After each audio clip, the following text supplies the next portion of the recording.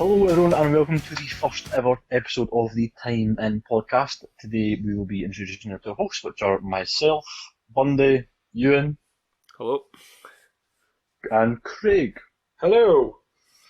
So the podcast is going to focus on a variety of things such as gaming, movies, TV shows, the goings on of the world as we know it, while incorporating a bit of laughs along the way and maybe even some special guests. But let's find out a wee bit more about Ewan. What made you want to do a podcast? Well, we all sit on the Xbox. We'll talk about different stuff anyway, whether it's over the phone, video calls, or, like I say, sitting on the Xbox together. And it's mostly about Xbox games, movies, TV, just hobbies, or even what we do for jobs. So we thought this could be quite a good idea for a podcast. Might as well record it. We actually all talk about the different podcasts we listen to, usually about the same stuff. So it seemed like a good idea to try recording it ourselves and discuss different topics that we all put time into, hence the title. I like it. Craig, what about yourself? What made you want to be part of the podcast and do a podcast? I'm going to second quite a lot what Ewan said already. We're already speaking to each other about these sort of topics all the time. It was just a bit of a no-brainer. All of us have all got that little bit of a passion between podcasts. I know we all listen to different people holding podcasts, but yeah, I think it's a good little project for us. Like I said, this is the start, but hopefully once we put the time into it, we'll get better with time. So yeah, that's pretty much it for me. What about you, Bundy? And do you want to tell us a bit more about the name? Definitely. I think for me, it's very similar to what you have said, and also relating to the name, like you mentioned there nicely as well, Ewan. I think we all put a lot of time into a variety of things. I think as three guys, we genuinely put time into a lot of similar stuff, but as well, we put a lot of time into a lot of things that are very different. And whether it be, like you said, career-wise, or even just personal life, or what we're interested in, it's quite a variety. And I think that listening to our podcast, that's one of the main things that I like, is that you might have 2, 3, 4 guys just shooting the shit, talking about whatever they want to talk about, and it's interesting, it's funny. So I thought, you know what, we put a lot of time into this. Let's do something like that, and then hopefully along the way we'll try and get some guests on and talk about what they've got for what they've put time into, whether that be something they've done in their life or career-wise, or it might even be something they've worked on and made, or a product. So I think that was a big part of it. And it is definitely worth mentioning that the irony isn't lost on us that we're doing a podcast about things that people have put time into, ourselves or guests, but we have put absolutely fuck all time into learning how to do a podcast. This is... It's a learning curve, but we will be putting time into it. Baby steps, gents. That's Baby it. steps. So for the first episode, what we decided would be a good idea for people to get to know us a bit better, and maybe some things that the podcast would be about, is we'd ask 3 questions each, fairly quick fire, and we'll get answers from each of us, and hopefully they'll be topical. So if it's okay with you guys, I'll start. Go for it, my man. Okay, so the first one, what's your favourite weapon from any video game ever? Bundy, you go first. Has to be the Lancer for Gears of War. Oh. It's just such a unique weapon. The sound there, the fact that when you are like hitting the reload on that, and then you know that like perfect reload is then going to be an absolute unit. It's just a very, very nice weapon for a big, like, kind of large clip in order to deal with locusts and that kind of thing, obviously. And then the fact that you've got all that, and then someone put a fucking chainsaw on it, like it's as if they literally sat everyone down and went, right, here's this gun, and it's really good. And then someone like me was like, well, I bet if we put a chainsaw on it, and they were like, oh my god, yeah, and that was it. That is that iconic weapon. Yeah, do you not love like it. See the active reload mechanic though? How satisfying is it though? To get an active reload, it's just brilliant, man. It's a bit like when you play NBA and you get a perfect release in a shot, just when everything lights up green, you know you've done it bang on. Something nice about it. Definitely. What about yourself, Craig? For me being the big Skyrim geek that I am, for anybody that knows me, I need to go with the Ebony Blade, which is one of the Daedric artifacts in Skyrim. The reason being, and I'll keep it quite short, is that it's a weapon that defines evil, and how it actually works for anyone that doesn't know. You have to kill the innocent for it to get stronger. So you can kill anything you want, but it won't progress it. Mm-hmm. But if you can kill people that are innocent within the game, it draws strength from the innocent, and I think that's such a great mechanic for what's meant to be an evil weapon. I think it works so well, and it also looks really cool. It's literally a big ebony samurai sword. I remember that glows red. Yeah, but that's got to be mine. I feel like they need to do a wee bit digging onto that and see like if there's anybody who's just killed an insane amount of people, maybe just go and talk to them for a bit. Like, be like, listen, my man. Like, just chill. I've never ever heard a line of dialogue in any Elder Scrolls game where they go, listen, my man. Listen, my man, you need to take a break. I mean, maybe I'm sending some SWAT order. Like, I'm sending some, guns, mainly guns, because if you've been in a game and you've killed the amount that I'm thinking that people have potentially killed, then you need some serious talking to. What's your next question, Ewan? Oh no, my answer. I have to get this in there as much as you don't like it, Craig. As much as you don't like it. Galahorn from Destiny. It is just the coolest looking weapon you could ever see. It's a rocket launcher. It has almost like, I think it's a lion's head on the side. It's all gold and silver. The rockets track the enemies, and when they make contact and hit, it explodes into smaller bombs. And just because it was that iconic weapon, it was like you almost needed it to do most of the big high level group tier activities in Destiny. And I'm always sure it's going to appear in Destiny 2 at some point. I wouldn't disagree. One thing we should agree on, though, see the quest in Destiny 1 when they brought it back and you had to do the quest line to build it. How good is that, man? Well, it gave you unlimited ammo and you were just firing it at tanks and firing it at weak ads, and you just felt it. Again, like the perfect reload in the Lancer, just satisfying, just enjoyable. So my second question, go for quite a different one. If you could go to the pub for a night, and you could take 3 guests, whether they were dead or alive, who would they be? Let you go first this time, Craig. So for me, I would want a bit of diversity. So one thing I think we all agree on, that having a comedian at a pub would make sense. Would you agree? 100%. What do you think, That's why I go to the pub. That's literally why I go to the pub. For the bands. When we go with Boyle, we usually try and find someone else who's funny. That's why I'm not invited, but that's another story. No, for me, I think Greg Davis. I think he's a brilliant comedian. People might not know him from his real name. A lot of you will know him from being Mr. Gilbert and the Inbetweeners. The stories that he makes the stories that he talks about from his family, it's just absolutely brilliant. I think he'd be such a good laugh, and he's one of the natural comedians that he doesn't need a script. Like you could just say something to him and he'll react to it. So that'd be one. Teacher, didn't he? He was actually a teacher. He was a drama teacher.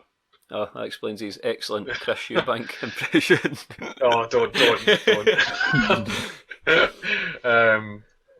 He'd be one. Yeah, another one for me. I want a musician. I know you would probably expect me to say Slash for people that know me, but I think I'd have Bruce Springsteen. I think the life experience that the guy has, and when you actually see him get it, if you'd remember, he must be in his 70s, late 60s, 70s. He looks about 50-year-old, but when he gets interviewed, he's just such a genuine nice guy, and I just think he'd be a great person to sit and chat with. And you think one of the great things he's done, I'm pretty sure he still stays in a little town, I can't remember the name of it. He's invested a lot of his own money into the well-being of that town, which I think that's absolutely brilliant. So I rate that when you get a celebrity kind of putting like funds back into the community or sort of helping out now that they've got the power to help out. Yeah, he's still got that humanity about him. He's not lost that side of him. But the last one for me, bit of a massive celebrity in the media at the moment, would be Tyson Fury. Thought you were going to say Tiger King. Joe Exotic, but no, behave yourself, Bundy. But no, for me it'd be Tyson Fury. I actually thought the guy was a dick not long ago when he came from his comeback. I was like, no chance. And I didn't rate him. I don't really rate the mask that he puts on, because a lot of people actually think he's like that all the time. But recently, within lockdown, I've been reading his book. It's all an act. It's all an act. It's all a persona. I mean, you actually understand the real side of him. He's a really complex individual. The other thing to think about as well, both Greg Davis and Tyson Fury are huge, so if it all kicks off, you'll be pretty safe. To give you an example, Tyson Fury's 6'9", and the last time he weighed, he was about 18.5 stone, and I'm pretty sure Greg Davis is 6'7", and he must weigh about 20 stone. So, look on the bright side, Craig, you won't be the biggest, but you might still be the heaviest. No, I'm just lighter than Tyson Fury, don't worry. See if he loses more weight, I'm fucked. But I'm fine. I'm fine now. So that'd be my 3. Hopefully that makes sense. What about you, Mr. Bundy? So I would also choose a musician, and kind of similar to Springsteen, like you said, Craig. But I would choose Eric Clapton. What a choice, man! What a choice. Eric Clapton is probably one of, if not the greatest solo performers, and also one of the greatest performers in a band like there's ever been. Like, you can sit and listen to that guy, and he has been through some shit. Like, I like the one for me that is like the mostly impactful is Tears in Heaven, and it is literally about his son. I don't know how many people know this, but his son basically fell out of a window, which you would think is quite sad, but it was literally in like a skyscraper. So he unfortunately died, and I think he was only like 4 or 5 years old or something like that. Eric Clapton struggled for a long time with obviously that, like as you can imagine, and as a result, he wrote the first verse to Tears in Heaven, and then went and sang it at his funeral, and he said the words just came to him, and that it kind of went through there. Imagine performing at your son's funeral, like what the a harrowing balls it takes to that do must that. have been. Like Craziness, and it's such a. Do you know what I mean? It's like it's a song where if you don't know the words, the first part is basically like he says, "Would you know my name, or would you call my name if I saw you in heaven?" And it's like that's very vague, but when you think about his situation, there's him with a young son, and he's not fully matured yet. He probably knows that's his dad, but that's probably one of his deepest thoughts is would he know my name if I saw him in heaven? Like, and the fact that he thought that, wrote it down, and is still to this day able to sing it is unbelievable. Bundy, I'm not going to lie, this sounds like a pretty depressing night out so far, mate. Right, give us your next two. Let's see if this picks it up. So second one, I would say George R.R. Martin. I would just sit him down, get What him would you have drunk and done? say, literally, that's what I'm going to do. I'd get him absolutely hammered and just go, listen, George, What went wrong? happens, right? What happens in the real story? Give me the book, right? You've got a copy of the book somewhere. Give me it. If you need to write it down, I'll go and get you a paper, my man. All right? Because you're telling me. And I think that obviously like he's quite like quite an interesting guy. Lived a long life. He's just someone that would be quite interesting, especially the fact that I think J.R.R. Tolkien was going to be another choice of mine. But I think when you're able to think of that sort of fantasy world and put that much detail in it, you're obviously going to be a very interesting person in my eyes. Last one, I would probably have. It's a tough one. Come on, Bundy. I would go with probably Michael Jackson. Shout. And I'm not another musician, but it's more just because like there is people who have rallied to his side in defence steadfast like the whole time through all allegations, and there's people who have been against him the whole time.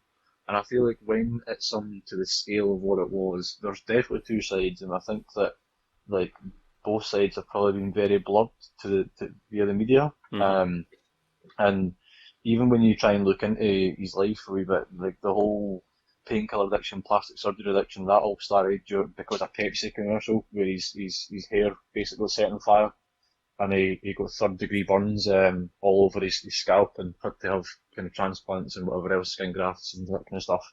Is that what started the like, sort of like, skin change work?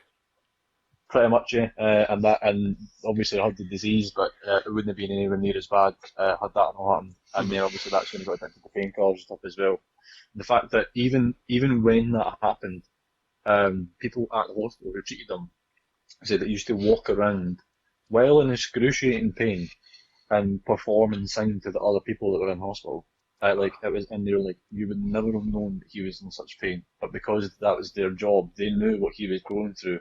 And the whole time he just focused on other people. And I think it's something that it would just be so interesting, like what really went on in his life. You hear all the nice stories about him. I mean, doing great things for people, but then it's almost forgotten about because of obviously the accusations and that sort of tilt on things. Mm. And it's something that if you listen to his music today, right this very moment, you would struggle to think to yourself, do you know what, this is not a world-class artist for not just now, but generations previously as well. Miles ahead of his time. Can I throw a bit of a curveball into the Michael Jackson fiasco? No. Yes, you can. He's had many in time, but I don't know. So I'm not going to say if he was innocent or guilty, but this is one thing that I think personally. See, when you see him getting interviewed and whatnot, he's not exactly. Is it fair to say he's not all there? You can tell, like, obviously he's a genius in the music front, but I think socially he struggles a bit. The one thing I would say is, yes, he's probably made mistakes over time. Do you think he knew that it was wrong what he was doing or potentially doing? Or do you think in his eyes that it was completely harmless what he was doing? Because I'm kind of in the mindset. I know this is sceptical, but I'm kind of in the mindset that, yes, if he did do something wrong, it's totally not acceptable, but I don't think he's solid line. I think it would be pretty hard to blur that line and think you were doing good to the extent the allegations went. But I do see what you're getting at. But I think that's the case with a lot of sort of great minds, whether it's any creative or performing arts or even sports. A lot of the ones who get to who sort of transcend and they're above the top level, if you know what I mean. They're just like best of the best. They're usually not quite built the same as other people mentally. Usually they think a bit different, or their mindset's different, or there's something there. Usually, I think you have to be a bit off to be that good. Yeah. And I think, like, similar to what you're saying, Craig, and I think this is one of the biggest points I always bring up to people in talking about Michael Jackson, and when they say exactly what you said, right? For anyone to make Neverland Ranch with roller coasters and animals and everything like that, at his, as an adult, and primarily focus it as like something more for children and families, I think there is a massive gap there. I think that he was making up for things that he believed that he didn't have or lost or wanted. And I think that, you know, like Macaulay Culkin will speak nothing but highly of Michael Jackson and say that some of the best years of his life were spent at Neverland Ranch, and the fact that, you know, it's something that people have been in and have thought that this is amazing, and then obviously once he hit the kind of global superstardom, and as soon as one person came out and made allegations, that was when everything else came out. And I know that's something that does happen. It's just that, you know, you've got to ask yourself, you know, did he make a mistake and then everyone jumped on it, or did he not and someone seen a way to get money and they took advantage? Because there's so many things, so many variables, but I definitely do not think he was on a level of an adult at the same maturity of, you know, that you would be normally. One thing I just want to make clear is that I don't think he's innocent. But yeah, your group of three, I'm not going to lie, Bundy is fucked up. So it'll be a strange night at the pub. Let's just quickly move it on. Ewan, what's your three, man? What do you think? A similar format to yourself, I think, a comedian. And my pick of comedian would be Billy Connolly, the big one, obviously. No brainer, just mate. Observational humour that it would be perfect for sitting in a pub with your mates, having a few pints, and the stories they could tell. I mean, you could watch him doing stand-up and it almost feels like you're there. Everything's dead relatable with him. He's probably one of the only Scottish comedians who have properly broke the barrier into America as well, which I find a massive thing. They love him in America. When you watch Absolutely Kevin love him. Bridges and you listen to Kevin Bridges, it's the same type of observational humour, but it's a bit more niche in terms of the Scottish content in it. Whereas I think what Billy done was just completely different. A musician, for me, it would have to be Jimi Hendrix, without a doubt. I mean, what I find about his music is I play guitar, and when you listen to a song, you think, I'm going to learn that. A lot of times you can read what the notes are, you can learn it, and you can play it, and it sounds almost the same. If you read the notes for any Jimi Hendrix song and you try and play it on a guitar, it is extremely difficult to get it to sound like him playing it. Just the amount of how do I word it, decoration he put on his kind of music. It was just unbelievable, the detail in it. And the fact that he can do that while having it upside down, That's like, the point. around his head and plucking at his teeth. Like, do you know what I mean? The guy's an absolute Jesus. And Turns it upside down, and that's his guitar. I mean, stringing that alone would melt my head. And there's a fun fact. I read that he was kicked out of the army because he was caught sleeping with his guitar. I've heard that as well. I mean, in terms of reasons to get kicked out of the army, that's probably one of the more acceptable and funny ones.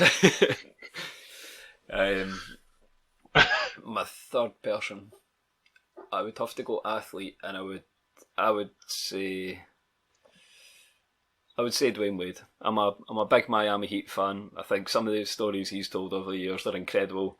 Getting an insight into the Big Three era. I mean, when he went into the NBA, it was the same year that Carmelo Anthony and LeBron James were drafted. So obviously, Dwayne Wade wasn't getting much media attention, and yet he was probably as good a star, in my opinion, earlier in his career. Maybe a bit better at some things than the other two.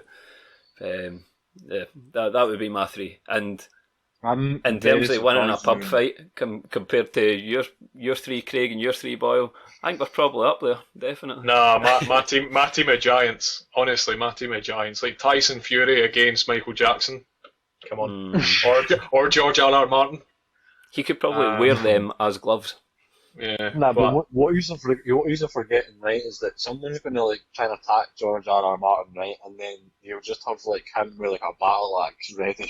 An army saying, "Don't kill him. He's not written the last book yet." And then as soon as you try and punch Michael Jackson, he just does like the reverse of the famous like you know when he used to like go forward like on the amount, she just does it reverse and just leans back, dodges completely. But you and I'm very, very, very surprised that you never say Kobe Bryant. Well, a lot of the Kobe stuff is quite well documented, and you can, but he's definitely up there. If I could take 4, he would probably be the next one. If I could take 5, he would definitely be in that 5. Dwayne Wade, he's a player that I've admired since I was tiny. Miami Heat jersey was the first jersey I ever got in terms of basketball. Yeah, I mean, like I say, the Kobe stuff's quite well documented, and the Dwayne Wade stuff less so, but I find him as much of a character. So my final question, and I'm wary of the time now, so we'll try and keep it quick. If you could rewrite or change any moment in sports history, what would it be? And straight away I'm going to rule out the 66 World Cup because we're all Scottish. So any event other than that, if you could rewrite any moment in sports history, what would it be, Craig? I'm going to keep it fairly recent because I've already touched on one of the individuals involved. I think for me it has to be the recent activity in the boxing world, especially in the heavyweight division, which I think is absolutely amazing at the moment. Agreed. Which is for me, and again, some people I think will disagree, but for me personally, I would have really liked to have seen Anthony Joshua destroy Ruiz the first time. Mm-hmm. The reason being, it's a two-parter. So obviously the first part's Anthony Joshua beating Ruiz, no rematch, etc. The big one as well, we all know in our hearts, I don't care what you say, Tyson Fury destroyed Deontay Wilder in the first fight as well as the second, and I really wish that he was given the win that he deserved. Like for me, for example, I said earlier, I didn't think he would come back, by God, he came back and proved the haters and the non-believers. I think they two things, if they were changed, the undisputed fight would be even bigger. As much as it's already going to be massive, hopefully it'll eventually happen. I don't think it'll happen this year. I think it'll be next. But I think if the two factors were changed, I think it'd be even bigger. And I think it'll be, when it eventually happens, I think it'll be sensational anyway. But if the two factors were changed, damn.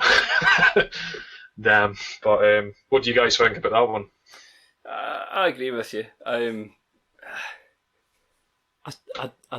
I'm not sure it would be a better fight if Joshua hadn't been beaten by Rees. Maybe if he had been wobbled quite significantly, it was a much closer fight. But I think he almost needed that to refocus. Do you not think it'd be a bigger fight though? I don't so much mean a better fight. I think it'll be 100% it would be bigger. But better fight, bigger fight. Yeah, you know. What about you, Bundy? I would probably say probably boxing again actually. In fact, no. Do you know what? It's not. I would go with the famous Sergio Aguero goal for Man City to win. Aguero! Yes, exactly that. Yep, I would.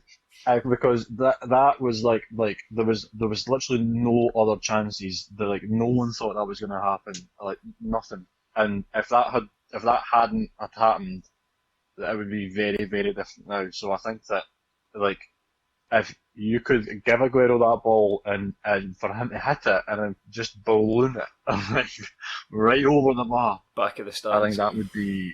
I think it would just be miserable for Man City fans, but at the same time, great for everyone else. And I think that obviously Man City are an amazing squad anyway, so I think that they would probably come back and win it, year on year anyway. But regardless, I think that would be, because that's a massive moment in sport history. That's fair. I agree with that. What about you, Ewan? What do you think? I'd go basketball. I would go back to the 90s, and I would say if Jordan hadn't retired for a few years, because he won the three championships in a row when he retired. I don't know if anyone's watching the Last Dance at the minute, in case I'm going to spoil anything. Maybe mute for a minute or so. Great documentary. It gives you a bit of a different perspective on things that season, especially if you weren't born at that point or you were very young at that point. The fact he retired for almost 2 years during what was still around the peak of his career. I think he obviously needed a break. The man looked knackered when he was playing, especially towards the end of the third season. But the fact he took 2 years off, he came back and he was able to go on another run of championships. I mean, he's already at the top of most leaderboards in terms of points, assists, that sort of thing. And even number of rings that he's won. If you don't know, you get a ring when you win the NBA championship. Thank you, because I'm lost at Why's he got a ring? So, I mean, if he had been there those 2 years, would he have won? Would he have won another ring? Would he have, been higher up on the leaderboards? It was still an incredible competitor. And even once he was back, you could argue he wasn't at his peak until maybe the following season. So, yeah, if I could change that, I would say even if he didn't retire and he was still tired, he would find a way to sort of power himself on or find motivation in something to keep him going. So that was my three questions. What about you, Craig? Just on the question front, the second question about Three People as a Pub, banger, absolute banger of a question. Mine's are not nearly Thanks. To that detail, so please bear with me. Quicker answers, so, we're all for that. Mine's are really simple, so let's just fire through them. So my first one is for Bundy, first of all. Bundy, what's your favourite game soundtrack? If you can't pick a favourite, just one of your top ones, and give me a bit of reason why. Favourite game soundtrack is of my franchise, and I'm going to go with the Dark Souls franchise. Okay. A game a lot of people have played and completed. A lot of people have tried it, but I think minor flex from Boyle. Just flexing his guns. No, but when you are in some of the hardest boss battles in all of gaming history, it is some of the best music in terms of the hype, suspense, And I mean, I have done it many times where I've been beat constantly by a boss, and every time I go in, I hear this subtle change or the rapid change in music, and I know it's going fucking down, and I'm like, oh damn. And it's just amazing. It's something that if you were to walk into one of those boss fights, and music was like da da da da da da da da da, da, you'd be like, what the fuck is this? Do you know what I mean? You're not doing Like, it justice, Bundy. but like that's what I mean. You'd be like, what the fuck is this? Like, but when you walk in and then it's like spoiler alert, the Nameless King, probably the hardest boss in the whole thing, and it's just like a choir, but at the same time there's thousands and thousands of things going on that you're thinking about or looking at, and it's just amazing, fantastic. What about you, Ewan? Follow up that one. You don't need to hum out the tune or anything, or I didn't reinterpret intend on doing it. I've got a story about it though. For me, it is the Skyrim theme song. So, yes, I mean, Ewan, stop teasing me. Stop it. that's part of my story. So, you go to the main screen, and it's a sort of building up music, and it just gets you hyped up. It makes you want to go on a quest. Makes you just feel like you're about to pull out a sword and whack somebody with it. It's quite a good. I would almost compare it to a medieval hype-up song. That's the best way I can describe it. Like Boyle said, that game has a great soundtrack for certain situations, for boss fights, for mood setting, but that theme song for me stands out quite a bit. And the story about it is that Craig, I was at Craig's house and they said, I've got a new 12-string guitar. I thought, great, let's hear it. And he brought out this guitar, great looking thing, 12 strings. If you don't play guitar, 12 strings give you much fuller sounding chords. It sounds more powerful, deeper noise off it. Thought, great, he's got to play something with plenty of chords in it. He sits down and he plucks out the Skyrim theme song on the bottom string.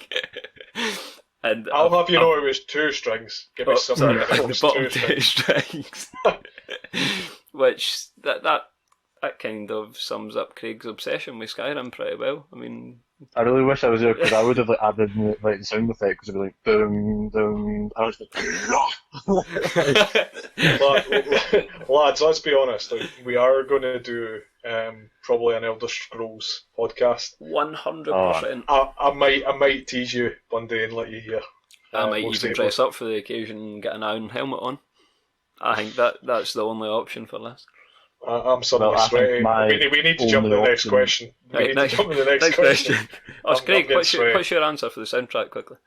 For me, as much as you'll expect, sort of Skyrim, etc. For me, it's Halo 3. I think. What a choice. Funnily enough, Halo 3 isn't my favourite Halo game. It's actually Halo Reach, but I'll leave that for another. Right. We'll leave that for another episode. podcast. And I'll explain why in that podcast. But for me, the Halo 3 soundtrack is incredible. It's absolutely brilliant. The minute you load it up, similar to the Skyrim theme, it just gets you pumped. And it's not so much just the theme song, which is already incredible, but the ambience music through. And Bundy and I actually spoke about this not long ago. See the final mission? Yeah. The music played in the final mission, man, it just gets you going. There's actually similar to you, and I've got a funny story.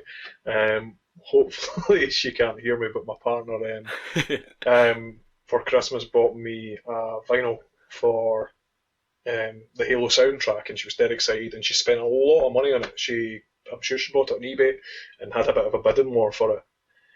Now she spent, I think, up to the region between 90 to 100 quid. It was a lot of money.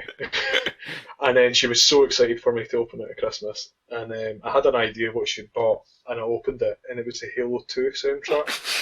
And I just, big. Oh this is a big shock moment. I've never played Halo 2 fully, so I don't know it that well. I just didn't have the heart to tell her, and it took me like a week or two to turn and go, yeah, it's the wrong one, but it's still really good. I mean, and do you know what, actually, it is really, really good, but I think that's mine. I can just imagine it's like the minute video when he like the kid and he's like, an avocado. when it should have been a Nintendo 64 moment, if you've seen that one. But yeah, I'll move on because obviously time's at the essence. But so for me, I'm going to start with Ewan in this one. Ewan, okay. If you were to make a movie out of a game, Right. what would it be, and give me some reasons why you would want it. So it can be something you've played recently. It can be an old game. I know it's quite a difficult one, but bear in mind it needs to be a good film game. It can't be like the shit that we've had previously. Oh, I've thought about this mainly when we were playing it. I would probably go with Destiny simply because it's a franchise that some people argue is missing a main storyline, but for me, Destiny 1, the main storyline with including the Vault of Glass, I think you could build a huge movie around that. You wouldn't need big name actors because Guardians are essentially whatever you make your character look like, so everyone's Guardian is different. It's got a huge amount of lore behind the game, whether it's actually in the game or not, or whether you ever get to find it in game. It's got a huge amount behind it. It's probably got the right amount of action, sci-fi to attract most people to watch it. The right amount of action, and I mean the amount of offshoots you could have from that one movie. You could have TV series, you could have sequels, like following the main storyline, following the raids, following side quests. I mean, there's a huge amount that could be done around the Destiny franchise, I believe. Do you not think it'd be too vast though? That would be my argument. There is a lot in. Sorry, I've just about spilt wine all over me, but that's another story. Do you not think it's a very, very big project to take on, and it could go in too many tangents? No more so than the Warcraft movie that came out. I mean, I would argue World of Warcraft's a much Fair bigger enough, game, fair enough. and Yeah, they I'll give made you that. quite a successful movie from one aspect of it, which I don't get me wrong. Destiny will always be a game. It'll be a game first and foremost, but a movie covering an aspect on it, I believe, would be very successful. Definitely. Also, let me just say a couple of things on like the fact that tangents in movies, right? How many Fast and Furious films has there been? That's a fair point. There's about 9, I believe, is If coming we out have learned next year. anything, if we have learned Back anything, from the call there very briefly. Sorry about That's okay. that. First If we- episode. if we have learned anything, it's that if you want to go off on a tangent on a movie, do it like Fast and Furious, because then you still make fucking hundreds of money from it. So That is a fair point. What Yeah, about that's you, fair Bundy? enough. Mine's would be one that's already technically, I don't know if it's in the works or rumoured or whatever, but Gears of War, similar to the first answer, the first question, Good the answer. call. But you know, there's so many people that could play the main character, Marcus Phoenix, whether that be like Batista, who was Ron. also like already, Ron or, Perlman. Yeah. Ron Perlman's another one. You could also do someone like, I don't know if I'm saying his surname right, but Joe Manganiello, the guy who was playing Deathstroke. Oh you know, yeah, a couple he's in the films as well. Hobbit and stuff as well. He plays the what's the main He orc was, called? What's the he main was orc? in, What's his name? he Ian? was in, Azog. he was in, Azog, that's it. Sorry, Bundy. sorry, he was in Magic Mike as well. But anyway, Oh, Joe Manganiello. I know what you mean. Can't believe I got it from Magic Mike. That's a I topic don't for know. another. I don't know what you're talking about. But yeah, I think that would be very, very good. And the fact that like a lot of the missions in Gears of War are like, go here, get this, come back, put it in here, turn this thing. So like you could condense probably a large amount of the stuff into maybe a one or two or technically three movies. But I think you could make one very good movie from it. Oh, definitely. The fact that obviously you've got like a lot of big points, like obviously Marcus is a huge kind of mystery, and then you've got Dom trying to find his wife, and the culmination of that, and then Oh. once he finds it, then obviously That like, scene killed me. as a true hero kills him, obviously like multiple locusts, but then ends up like sacrificing himself to save everyone else. You then got people that would play Baird or Cole, and they're big characters as well. So if we're going by old Baird, then Goldberg. If you're listening, please play him because he looks exactly like you. But apart from that, Oh, Yeah. slight other request. Sean Bean to play Carmine. That's the obvious choice. Why is true, that as not? long Why as- is that not been done already? He's He probably would need just to fed come up back. with all the memes. Was it? he would need to come back for every Carmine though. So like, because like, obviously Carmine's got like a million, so he would just come back, and then for the last one, which would be Clayton, it would be like Sean Penn. Bundy.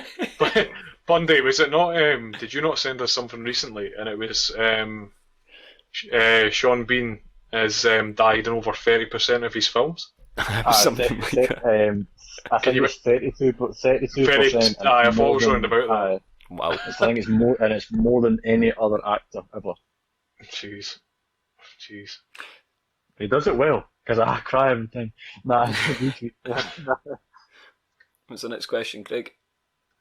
Oh, Oh, you sorry know, if you answered that. My bad. Sorry. no, sorry, it's probably because I cut out. I've kind of broke up the flow a little bit. But obviously we need to put the time in to get a little bit better. No puns intended. But Jeez. that was really cheesy. I'm sorry. For me, it was actually the same as Bundy's. I think I'm not going to go into it too much because I've got another example I think would work really well. But I think for the factor of like there's so many casting no-brainers for a Gears of War film. Yeah. You see a lot online already, like Terry Crews' Coltrane. Like how is Oh, that 100%. not? The Rock as Dom, for example, I think would work really well. Mhm. But I don't want to go into it too much. But for me, there's a game that Bundy and I both love that we've played fairly recently, and that's Assassin's Creed Odyssey. I'm not an Assassin's Creed man, but I have played Odyssey. I love Greek mythology similar to Bundy. Um, but the story within that, it's about a corrupt cult. I'm going to spoil the whole game for anyone who hasn't played it. There's a corrupt cult controlling what's happening within Greek, etc. I'll not go into it too much. Depending on whether you pick the male lead character or the female lead character, it's how they poison and manipulate your brother or sister. I don't want to go into it too much, but the direction that they take and some of the people you pick up on the way, and unfortunately some of them die, is really shocking. Like I know, for example, Bundy, when a certain character died, I spoke to you instantly after, and you were heartbroken. But for me, I love anything sort of Greek mythology wise, swords, shields, arrows. Like you're talking the sort of films like Troy, etc. I think for me it'd be a really good fit with that slight modern twist that Assassin's Creed gives. Yeah. I just think it'd be really, really good. It's just me being biased as well because I love that sort of film anyway. I know Bundy would love it as well, but yeah. But the Gears of War one makes sense more. But yeah, I would not love that moment. Which moment? Tell us. Come on. R.I.P. in peace. What's his name again? I've actually forgot his name. I can't be that bad. Craig. Can't remember his name. Craig. Oh, you can't. Bundy can't say his name without crying. No. I like. Listen, I will tell you. Starts with a B. I'm gonna tell you his name once, and I want you to never forget his man's name again because this man is a hero, right? His name is Brasidas. Oh, Brasidas. Yeah. Anyway, Move on. we'll move on from that. So I know you've kind of heard from some of the other guys. We're all quite passionate about things. I know, obviously, Ewan's got a massive background in basketball, etc. For me, music's a massive thing about who I am as a person, and for me, it doesn't have to be your favourite because that's a bit obvious, but I want a music-related memory. And what that means, it can be someone you've seen live, it can be like the first album that you listened to going into music, it can be a song that changed your idea of what sort of genre of music that you enjoy. Just keep it loose. I think it'd be a great idea for a future podcast as well to do a music themed one, but Definitely.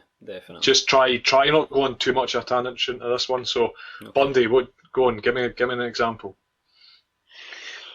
Went to go and see the Kings Leon once, and they were being supported by a few bands, the Garbage Men, who were indeed garbage, the White Lies, who have a song called Farewell to the Fairground, their most kind of famous one, and then they were alright, a band called the Zac Brown Band, much more famous in the States than over here.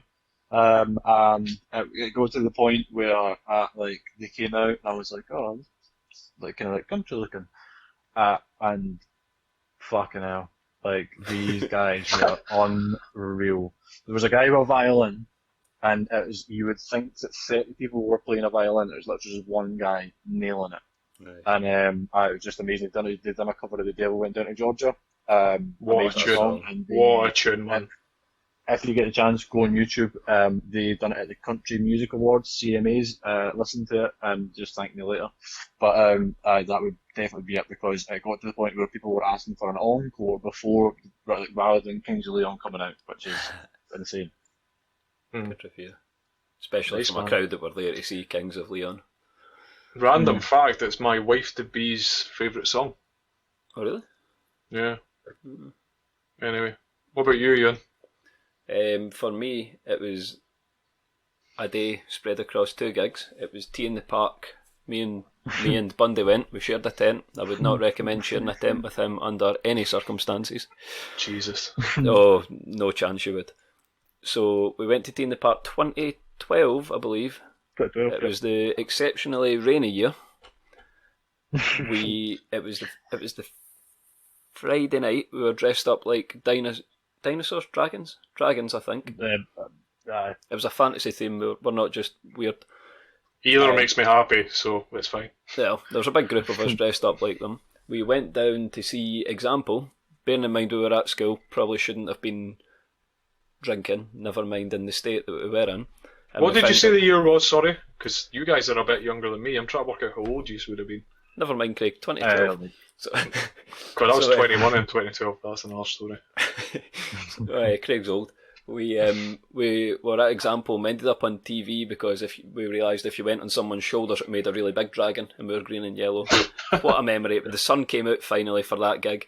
Everybody was dressed up like dragons, everybody was out their face. It was a great gig. After it we thought, okay, we were on telly, we probably didn't look too drunk or out of the game, and we decided we were going to go to see Tiny Temper later that night, and we thought, oh good, we're at the back, we're late coming to the gig, we won't be on TV, it doesn't matter if we get seen, and we were absolutely melted. Then someone next to us set off a flare, and we ended up on TV again, looking much worse for wear. The fact is as well, like the guy was like, I remember because the guy was like, oh, I've got a flare. I don't know, like, should I light it? Will I get in trouble? And I literally remember, like, I just remember hearing it, and I turned around and I was like, no pyro, no party. And he just was like, fucking yes. Can we use that as our slogan? No pyro, no party. Absolutely not. They just let this thing rip it out. It was just literally, you couldn't, like, it was just engulfing me, but it was fine because the pyro meant there was a party. Looking through the smoke, we must have looked like aliens. I was on a different planet, so. Yeah. Right, Bundy, your 3 questions. Bearing in mind we're already over the time limit that we set ourselves for the first podcast. We will get more concise, I promise. Are you not interested in my music-related memory? That's the real question. That's twice, man. It's fine. I don't need to answer questions. Tell us if that about makes you happier. YMCA when you used to be one of the dancers. Well, I've not got the body for it now, but no, I think obviously, shut your hole.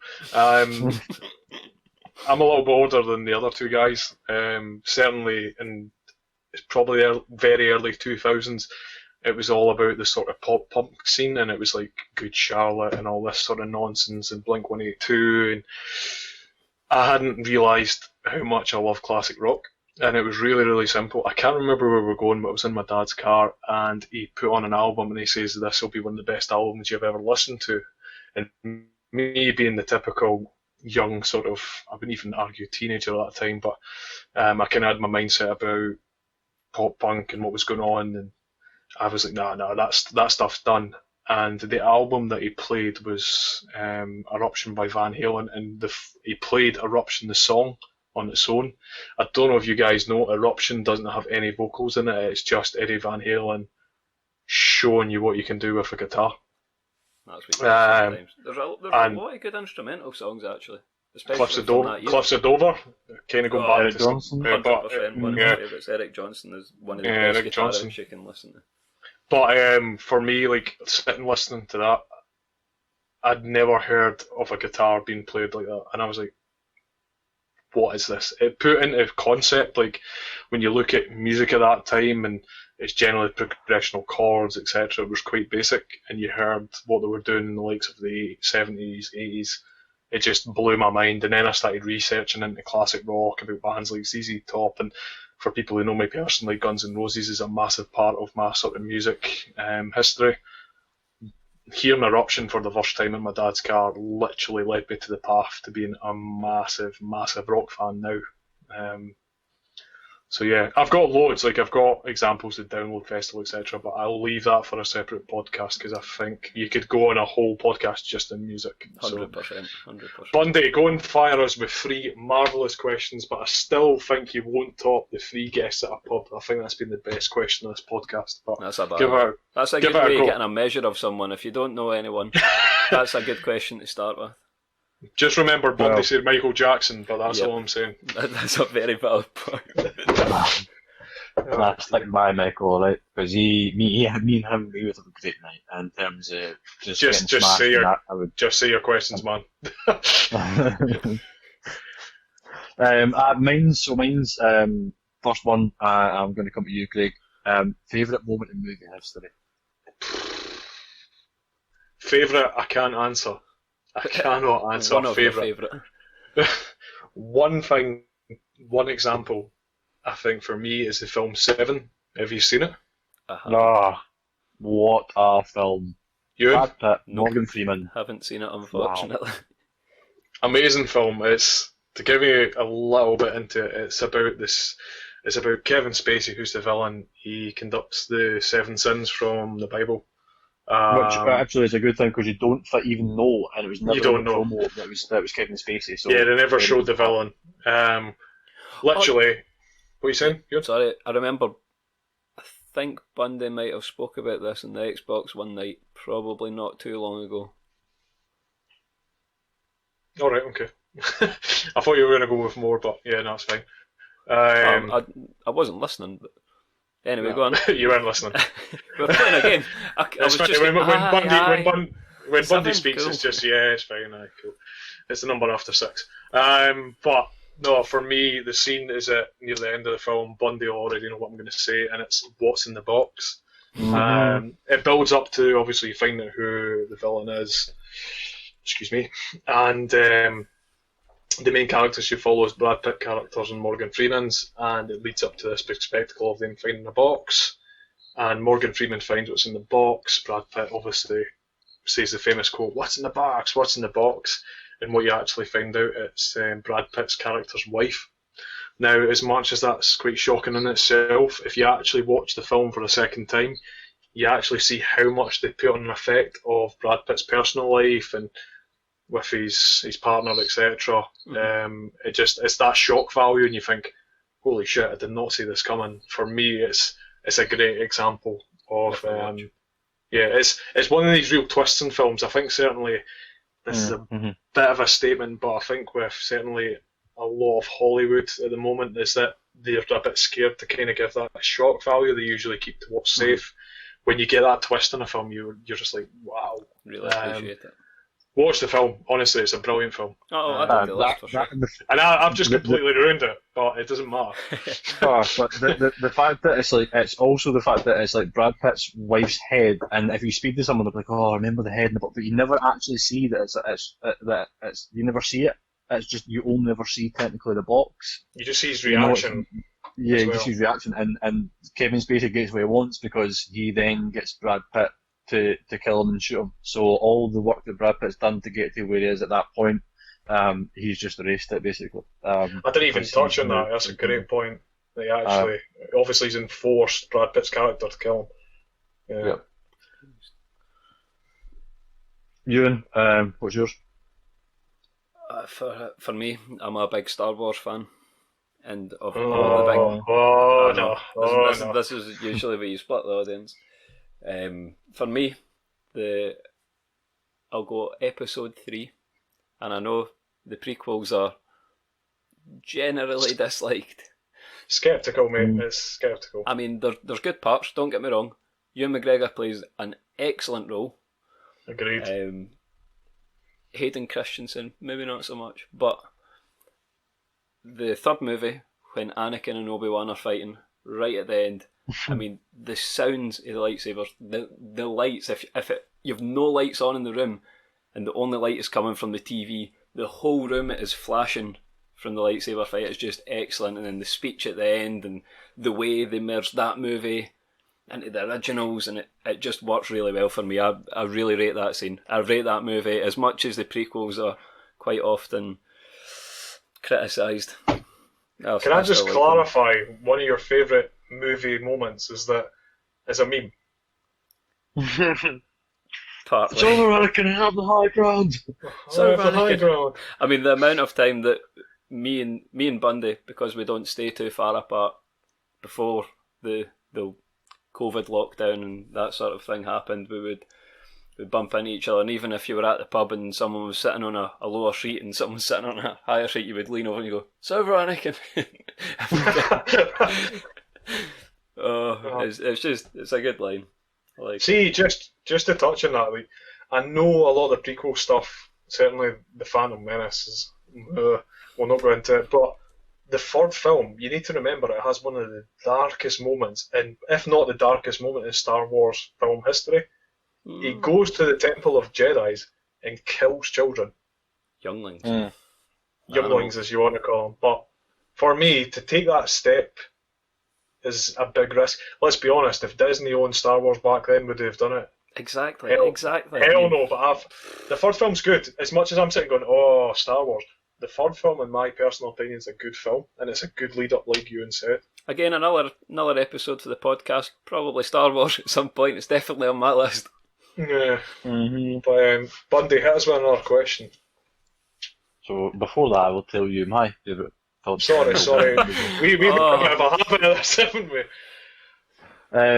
But aye, so my favourite moment in movie history would be I believe I'm going to get this right, but it's the Battle of Amon Hen. That's the soundtrack. It's called. I knew this was Lord of the coming. Rings. And it's in the Fellowship of the Ring, the first Lord of the Rings. Not one known for its battles, but it's when they're all like at this kind of like monument kind of place, and just like a quick like explanation there basically is that Frodo, Pippin, Merry, I don't know where Sam is at that point, maybe Sam, but they basically go off and they're doing their own thing, and Boromir then goes to kind of go and question them and be like, listen, are you actually alright with this ring, that kind of stuff, but because they have their own like premonitions and ideas of Boromir might be a bit of a bad guy, when he goes, he kind of questions them and they kind of separate a wee bit. And it's at this point that the Uruk-hai, who they haven't fought yet, finally catch up with them. And this is where you see the fact that you've got three or four, essentially half men is what they used to be called, but and obviously they aren't really good in battle. And then you've got Sean Bean / Boromir, who is one of the best. You think there still stands a bit of a chance. But hobbits aren't obviously great. They just throw stones and stuff like that. So when the Uruk-hai come, you're like, oh my god, what's going to happen here? And Boromir turns the fuck up. Like, he just starts slaying. And then Aragorn, Legolas, Gimli, they're all at the other end, and they're like, oh my god, like, here's the Uruk-hai, we need to get to them. And they start like battling and stuff like that, and then that's when you see, I believe his name is Lurch, the Uruk-hai with the white hand on his face. Is that his actual name? There's no way that's his actual name. I believe it's something along those. I think it's Lurch, genuinely. Is it? I think so.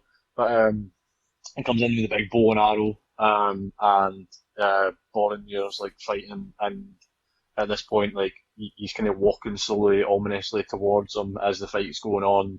Boromir's got the horn of Gondor, and he's like, and you're like, oh my god, like, what's going That was on? pretty accurate, by the way. In terms of podcast sound effects, that's definitely getting clipped. That's just going to be the intro. Stuff our intro music. It's just going to be dur, dur, dur. But it's like, so, and then you hear that, right, and then Legolas is like, the horn of Gondor, and they pelt it down, they're like let's fucking go. And it became Boromir slaying. I believe that's a direct quote from the movie. Let's fucking go. Let's fucking go. But like the first arrow goes into Boromir from the Uruk-hai's bow and arrow, and you're like, oh no. And he gets up and he just continues fighting, and you're like, oh my god. And then the Uruk-hai is like, oh, that's annoying. So he shoots him with a second arrow, and he's like on his knees, and you're like, that's him done. He's done. And Uruk-hai runs up to finish him off, and he just gets up and he's like, do you know what? Fuck you and both your arrows. And he just starts nailing it again. And then the third arrow finally comes in, and it's like, again, an amazing soundtrack, but the ambience totally stops and the sound starts to level out, and he's just like suffering, and that's when you see like the halflings or the hobbits, what we call them, the half men, and they basically look at him and they're like, shit, he's dead. Aragorn comes and saves the fucking day. Another Fun great fact: fight. the actor who played that Uruk-hai threw the dagger at Viggo Mortensen, which is Aragorn, but it was meant to technically miss and he would glance it off. But it actually, he done it the wrong way and he threw it straight at Viggo Mortensen, and he genuinely parries it, and saves his own life, and that's not like that's an actual thing that So happened. it's a genuine look of And shock on his face when you're aye, watching the movie. That is literally, nuts. so see just after you see Viggo Mortensen's face, like what the fuck? Like, I'm not gonna lie. See, when you first said like what film thing it would clip it would be, I was a bit like favorite moment in movie history, really. But that puts a total amazing, different spin on it. It's Puts a up there, total different spin on definitely. so good. it. But I think next question would be kind of keeping with the same kind of thing, but what is the most upset you've ever been at a fictional death? Doesn't have to be a movie, it can be a TV show, a game, whatever else, but what is the most upset you've ever been? I'll go with mine, right, just to give you a minute to think. Go for it. But You can't say Sean Bean in anything. Okay? That's a rule. You No, can't say Sean no, Bean for any You of them. can't say Sean Bean. So nah, it's not, it's fine. But it, it has to be like Sons of Anarchy, if anyone's ever watched it. oh no, Um, don't. You'll be I crying. know. You'll be crying. So Jack's Taylor's death's sad, but when you see Opie die, it's just nah. Like Jackson and everyone else is unable to help because he's locked himself in a room with these four guys, and he tries to put up a fight, and this massive mountain of a man just gets killed right in front of his best friend, and Jack watches the entire time, and it's so sad because especially when you think that not only that, but his dad Piney has died, his wife has died in a botched hit, and now he's died, and he's got kids, and his kids are left with his girlfriend basically, and it's just, he's lost everything as well as now his life, and it's just nah, just nah. Why? Why have you done this, Boyle? I'm I just, don't I'm, know. just- I'm just saying right now. We need a Sons of Anarchy podcast, and Ewan's gonna have to like stop us from crying. I think I'm busy that week. Sorry, guys. Oh, honestly, why have you done this? Do you know what? I'm even wearing my Sons of Anarchy hoodie right now. Um, no, No, it's not fair. no. It's not fair. Ewan, what's yours? Mine would be. Oh, I mean, there's that many to choose from. I would probably. The one that's coming to my head at the moment, probably because I've watched it not that long ago. Is it? I'm a huge Vikings fan. Nah. Game of Thrones. There's a few to choose from that series. A bit of a different one. Sir Barristan Selmy. When he died, Ah, I believe it was the final episode of the season. He was such a nice guy. You almost rooted for him, and he deserved a better death. Like one that wasn't just kind of in an alleyway, but he was just a great character. You admired him right from the first season all the way through to his final one, and I mean, you see Grey Worm in danger, and you're kind of thinking, oh no, he's got to die, and then you see Sir Barristan come in, you think, oh no, he's saved, it's cool, he's going to cut shit up, it's going to be fine. And then the way the fight goes and the way the season ends with both of them lying on the ground and you don't know what's happened, I mean, that killed me. And if you haven't ever watched the TV series Derry Girls, he plays a hilarious role in that as well. Well worth watching. But that's for me. That's probably. I mean, he was a great character, and he's such an underrated swordsman. And I haven't read the books. Bundy has read the books and has told me how he's much more of a badass in the books than he is in the TV series. oh, He's literally like in the TV series. It's like, oh my god, he was once the greatest swordsman, or is probably the greatest swordsman. And in the books, it's like he's like, all right, I'm embarrassing to tell me, and I've made to fuck shit up. And they're like, no, you're not. Again, Listen, direct I'm quote. going to give you 3 Quote from the chances to book, obviously. apologise. He's like, I'm going to give you 3 chances to apologise, and I'm going to come out there, I'm going to fuck your shit up. And he's like, listen, you're just a bitch. And he's like, do you know what? Fuck your 3 chances. And he literally goes and basically stops the rebellion on his own. And that's when like people are like, wow, like don't fuck with this guy. What about you, Craig? Mine's is a bit of a cop-out answer. As much as Bundy is hit the nail on the head with Sons of Anarchy, you could argue about Jax's death at the end of the series, but the factor is with Jax's death, it kind of has to happen anyway. As much as it's so sad, and obviously White Buffalo playing in the background. I can't even listen to White Buffalo anymore, which is the artist who plays most of the music for Sons of Anarchy. You, and I know you're not too clued up on it. But for me, it's going to be a bit of a recent one. So a good friend of mine recently got me to download Disney Plus to watch The Mandalorian. Like I said, we can discuss that probably in a Star Wars sort of podcast. But one of the things I've done as well, I've kind of went back and relived the sort of Marvel franchise. I know this is a total cop-out answer, but when Iron Man dies at the end of Endgame, and not the whole thing with his kid and I Love You 3000, just when he dies, and it's a scene with him and Tom Holland, obviously, who's Spider-Man. Mr. Stark. I'm like, why am I crying at arguably a Disney film? And I watched it recently with my partner, and we were just sitting there, and I was like, I'm not crying.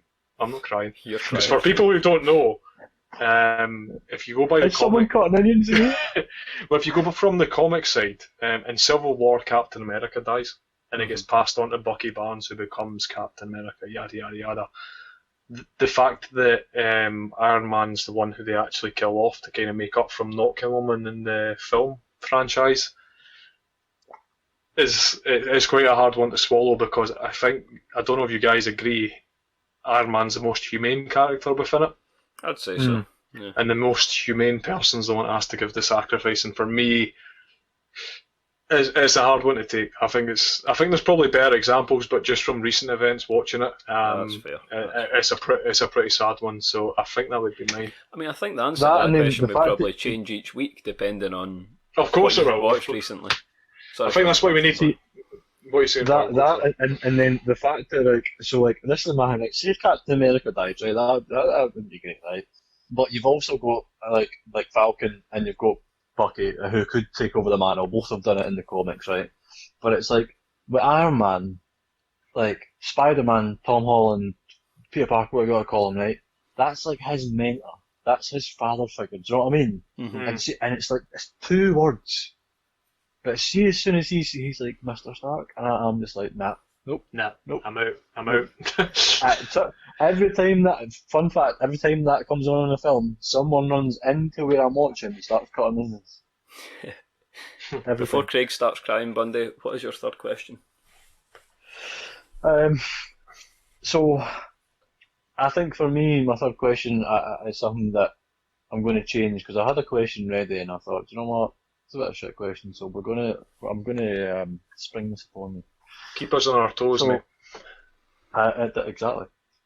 Right. What I want to know, right? What do you want to know? If at all that you were able to have one superpower, and everyone would know that you have that superpower, it's not a secret, you're the world's first superhuman, what would your power be? Oh.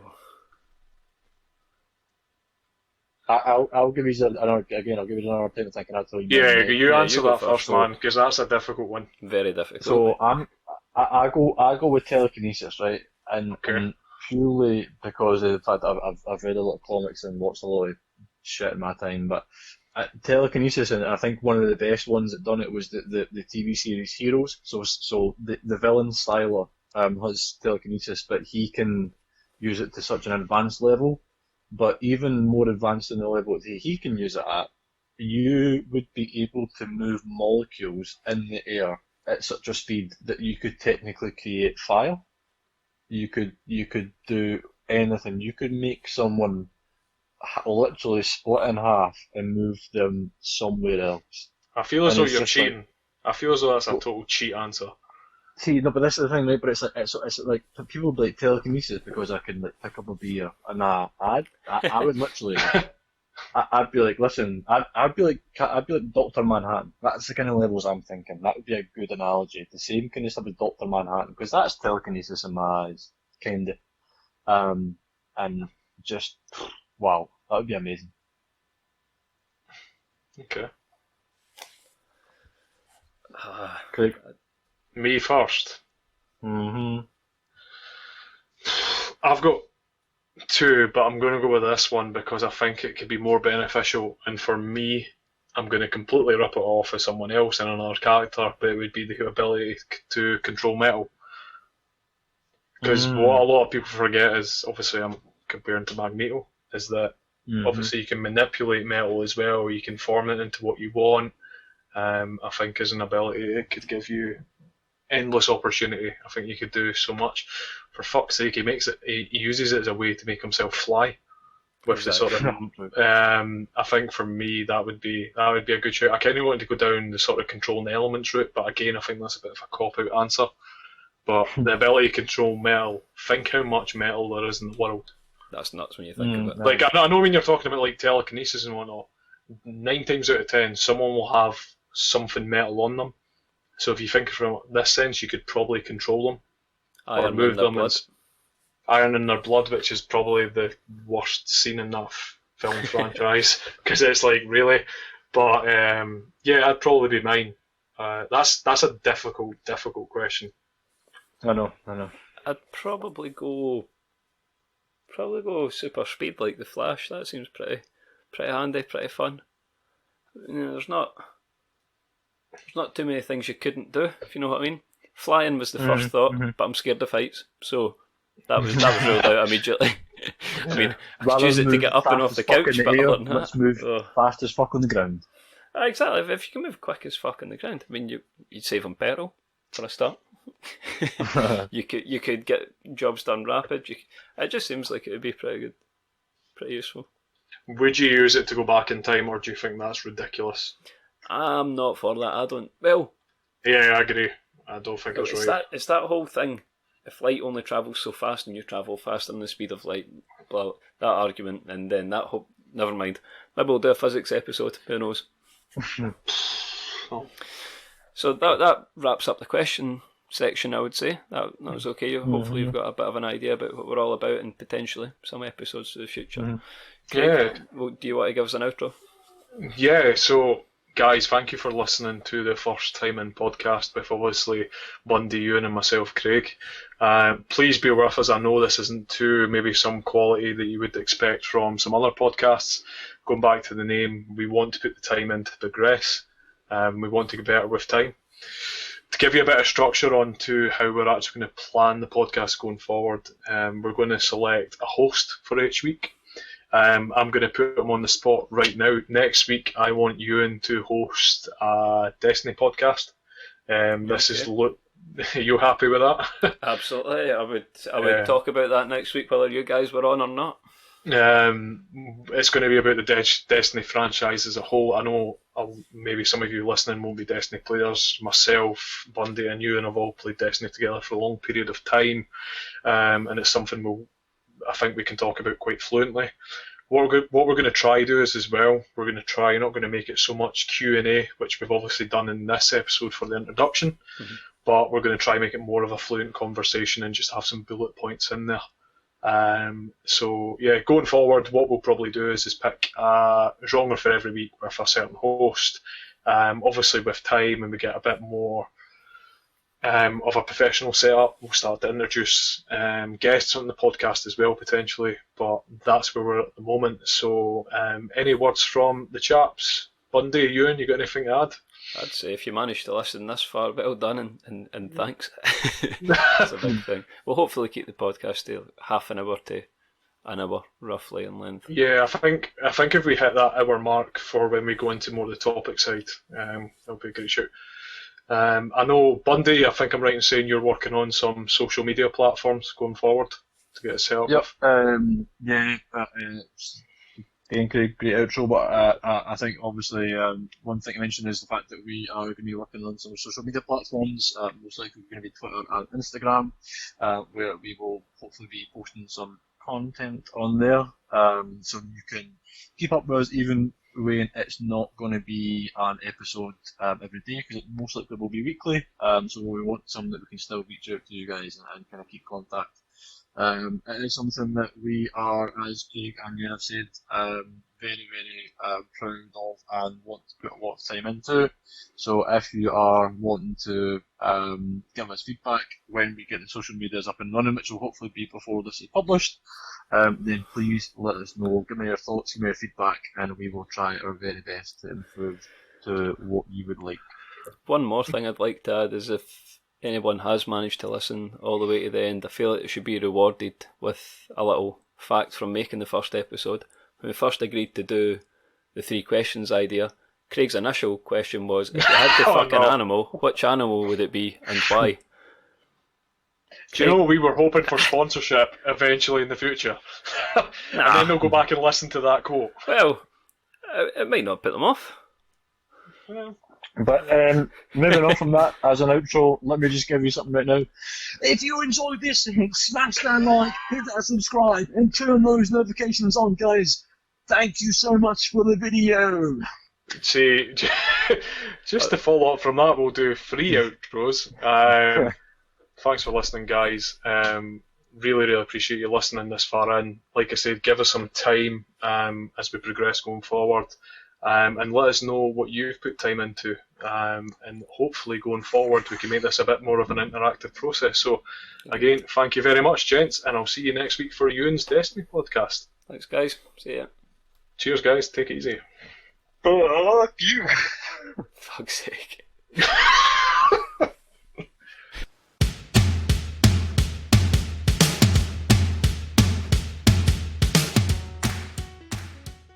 These earphones are generally like I'm talking like quite quietly because it's like so really accurate, but you can probably hear me peeing. Lovely. Why are you doing this before we started recording? That's exactly why.